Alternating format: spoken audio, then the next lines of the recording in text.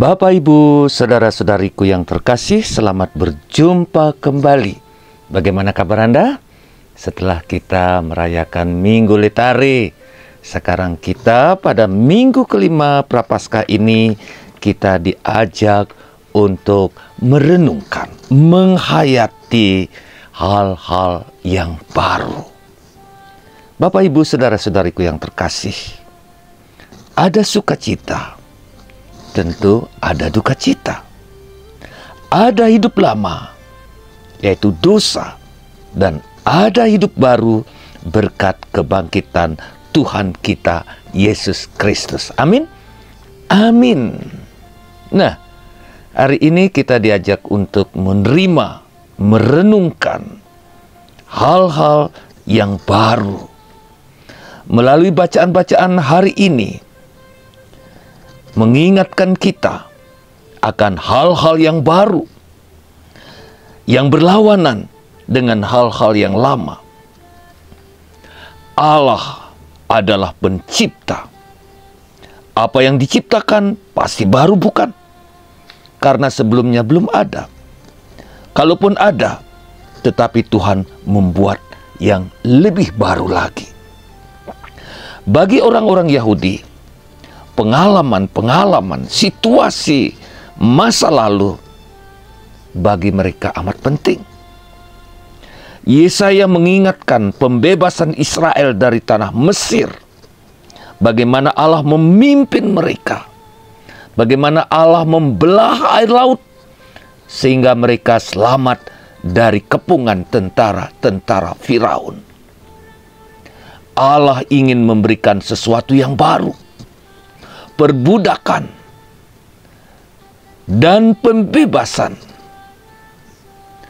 Dan ketika mereka dibuang di Babylon, jadi budak, rasanya janji Allah yang akan membawa mereka ke tanah terjanji sangat tipis harapan, hampir sirna.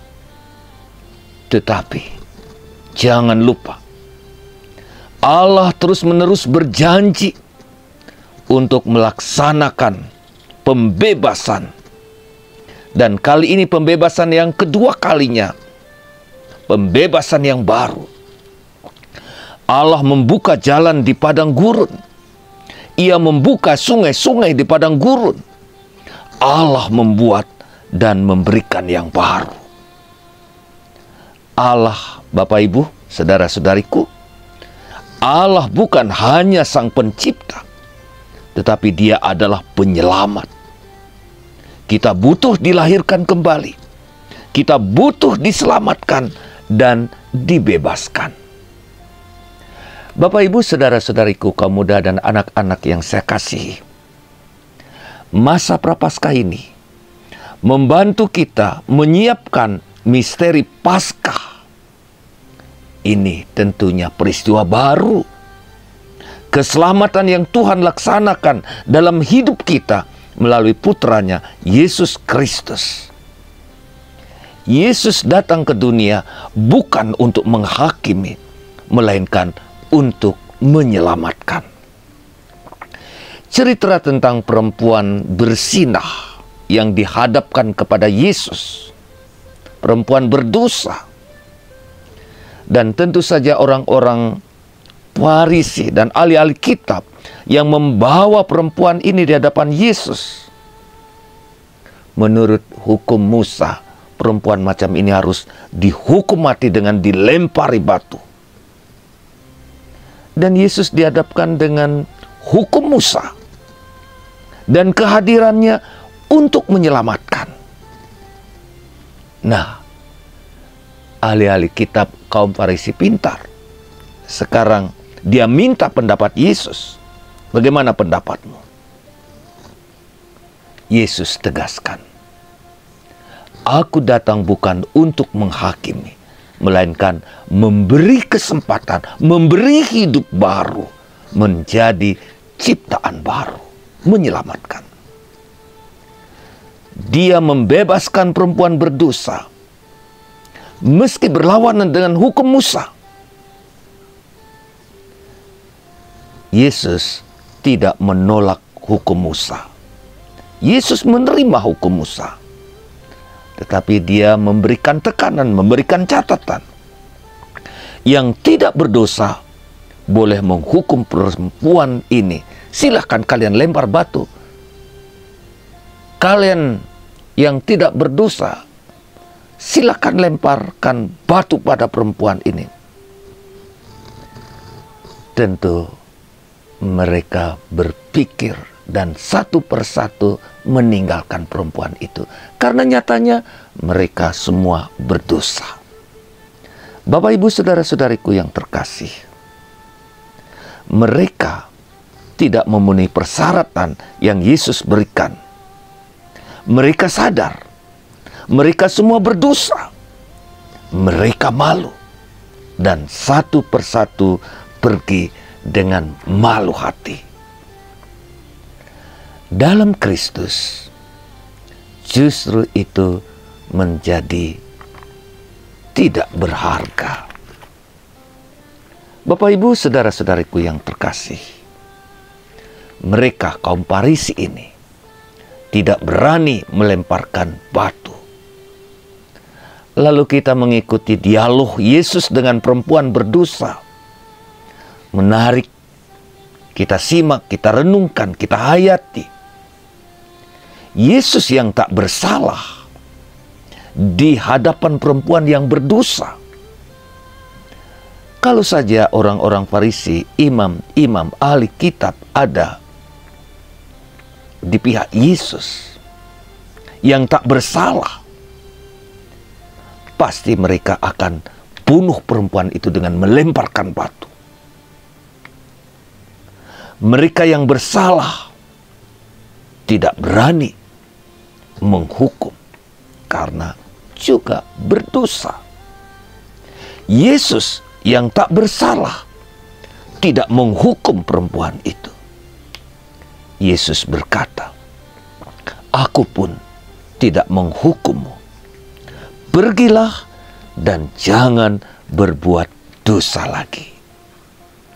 Bapak, Ibu, saudara-saudariku yang terkasih, bacaan kedua bercerita tentang pengalaman Paulus. Paulus, orang Farisi, ahli kitab, sebelumnya mempunyai pengetahuan dan ketaatan pada hukum Musa. Dia merasa benar, tidak perlu dibebaskan dari dosa. Namun, pada saat pertobatannya, Yesus menyadarkan Paulus, keadilan yang benar bukan dari mentaati hukum Musa, melainkan dari Allah. Sejak saat itulah Paulus memahami apa arti kebenaran keadilan yang sejati. Apa yang aku pikirkan, apa yang aku miliki, yang aku banggakan sebelumnya, dalam Kristus justru itu menjadi tidak berharga, sia-sia.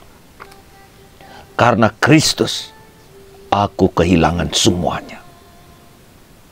Keadilan bukan karena aku taat pada hukum Musa, melainkan dengan beriman kepada Kristus yang telah menyelamatkanku. Iman akan Kristus membebaskan aku dari dosa. Oleh karena aku telah melepaskan segala sesuatu, pengenalan akan Kristus telah merubah hidupku. Bapak, Ibu, saudara-saudariku yang terkasih, setelah pertobatannya, Paulus memahami bahwa Kristus sungguh-sungguh penyelamat.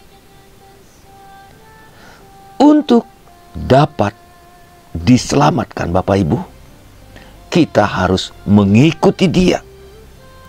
Dan kita meninggalkan segala-galanya. Sebagaimana Paulus. Bapak, Ibu, saudara-saudariku yang terkasih,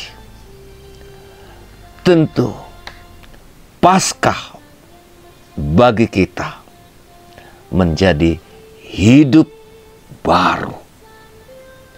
Paskah Kristus, kita penuhi dengan ikut ambil bagian pada penderitaan Kristus dan ikut hidup baru pada kebangkitannya.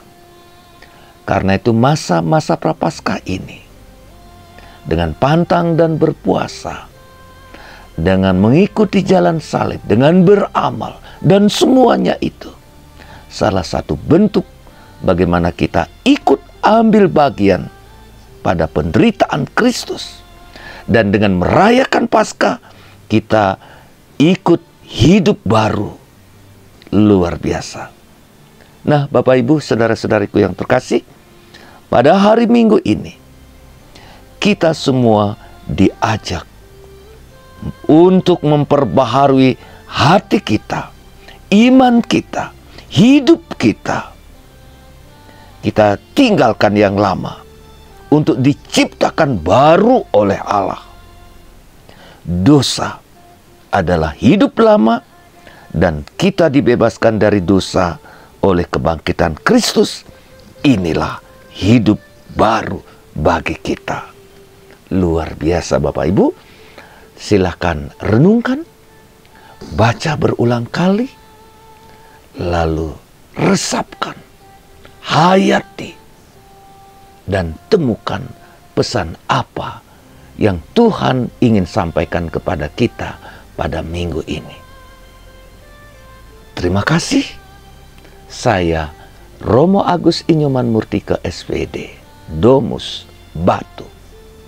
Tuhan memberkati Anda semua dengan berkat melimpah. Amin. Amin.